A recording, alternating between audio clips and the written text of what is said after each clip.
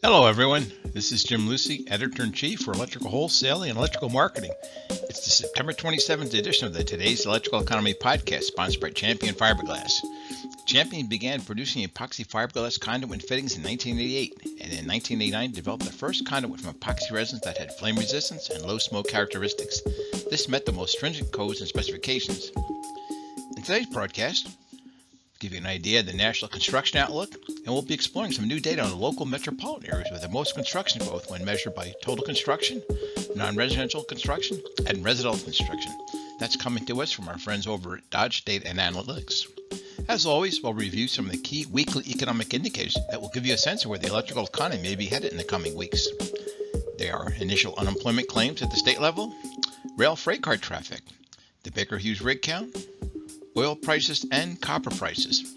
Our thanks again to Champion Fiberglass for once again sponsoring the Today's Electrical Economy series of podcasts. We're delighted to be working with Champion again this year. For the week ending September the 18th, the advanced figure for seasonally adjusted initial unemployment claims was 351,000. That's an increase of 16,000 from the previous week's revised level. The previous week's level was revised up by 3,000 from the 332,000 to 335,000. In August, the unemployment rate declined by 0.2% to 5.2% according to the U.S. Bureau of Labor Statistics. According to the most recent data available, the states that had the biggest decreases in initial unemployment claims for the week ending September 18th were Louisiana, with a decrease of 7,308. New York had a decrease 2,945. Missouri saw a decrease of 1,839. Oklahoma came in at 1,592 fewer unemployment claims. Georgia had 1,312 fewer claims. Texas had 1,164 fewer claims. And New Mexico had 1,047 fewer claims. On the flip side, there were 10 states that had increases in their unemployment claims of at least 1,000 workers for the week ending September 18th. They were California, with an increase of 24,221 claims. Virginia, with an increase of 12,879 claims. Ohio came in at 3,482 more claims. Oregon also over 3,000 with 3,331 more claims.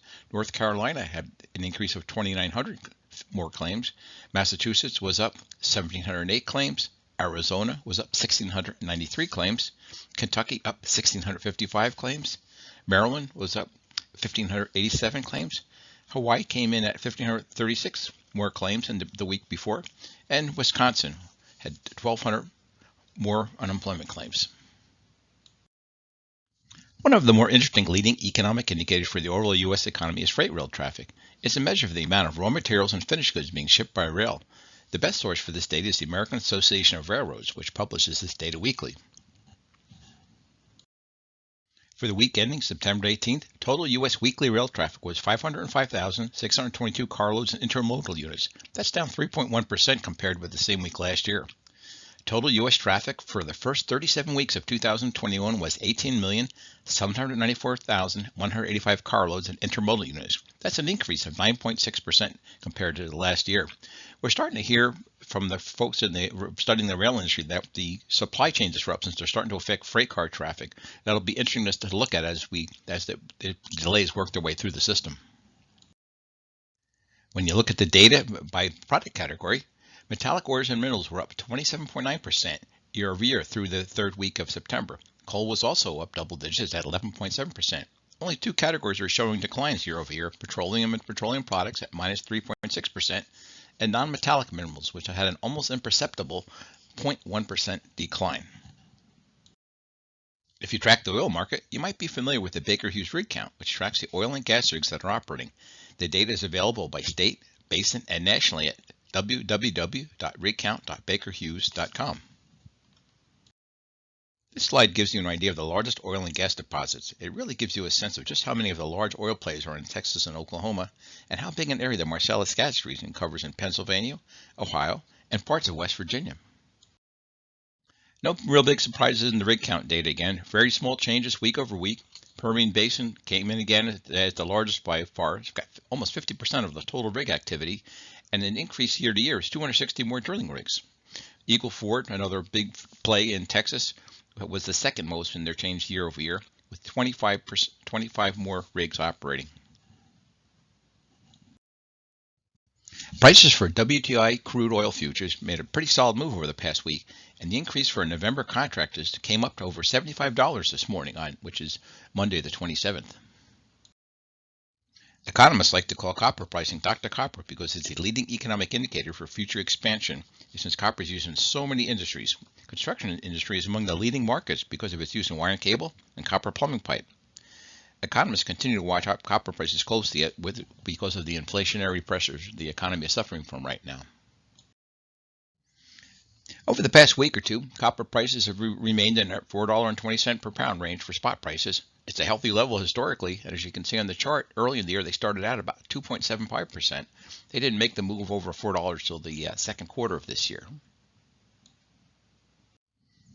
Hearing an awful lot of talk these days about supply chain disruptions, and specifically the issues with the dozens of cargo ships waiting at anchor waiting to be unloaded off the coast of Los Angeles and Long Beach. According to a Port of Los Angeles press release, both ports will expand the hours during which trucks can pick up and return containers. They're also going to be working with the longshoremen to be working additional hours so that those containers can be unloaded more quickly. Mario Cordero, the executive director of the Port of Long Beach, said that they will be taking the first step toward a 24/7 supply chain by maximizing nighttime operations.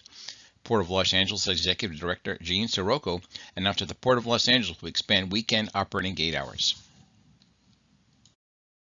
Now let's look at the latest construction data on the national and local level. I recently got a hold of some really solid local construction data from the Dodge Data and Analytics I'm going to start using in this series of podcasts, and we'll be previewing in just a few minutes.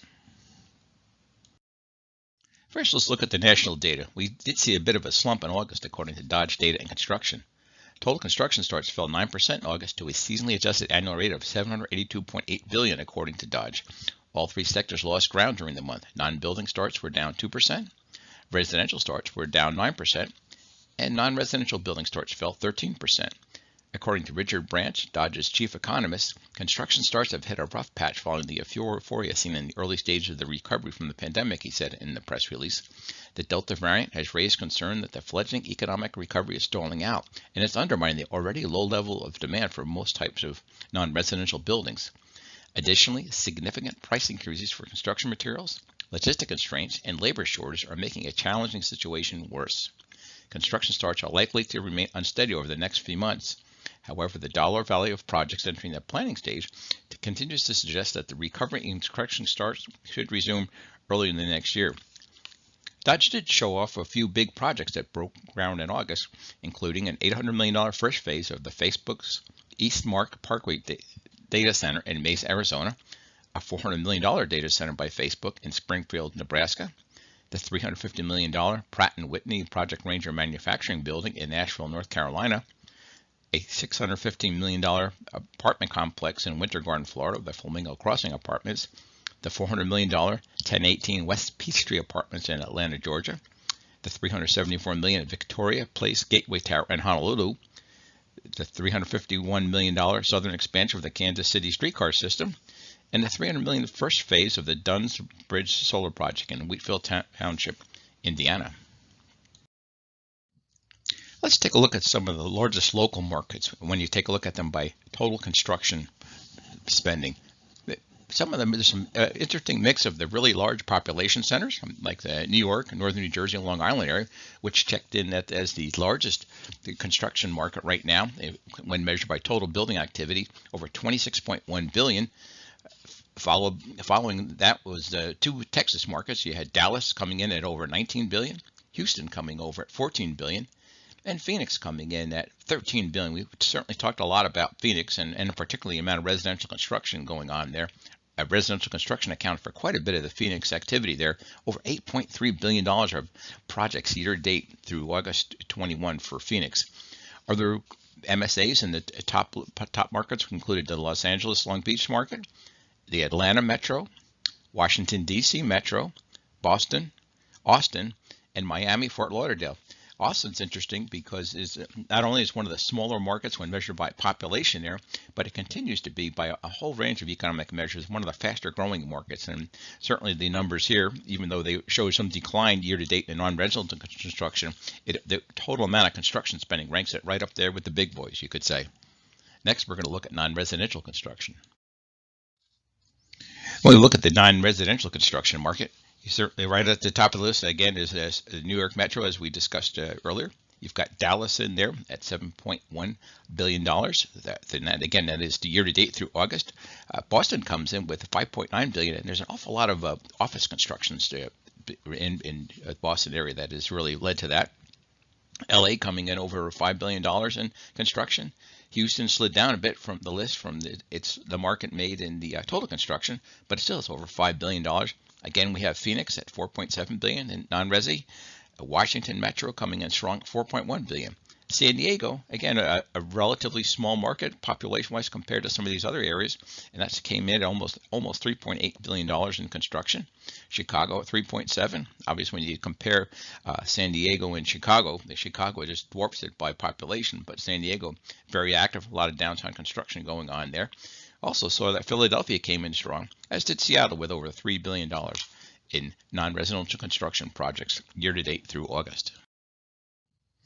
Now let's take a look at the residential construction markets and who came in largest there. You've got New York with over $12.6 billion. Dallas also $12.1 billion. Houston came in at $9.6. We mentioned earlier about Phoenix and their large amount of construction. That was the $8.3 billion was big enough to rank them number 4 in total. Following Phoenix, you had the Los Angeles, Atlanta, Washington D.C. Metro, Boston, Austin, and Miami, filling out the top 10 list for tops in residential construction through August. That wraps up things for today's podcast. Special thanks to the folks from Champion Fiberglass for sponsoring the Today's Electrical Economy podcast series for 2021. Please contact me if there's any other type of economic data you'd like us to cover in these podcasts.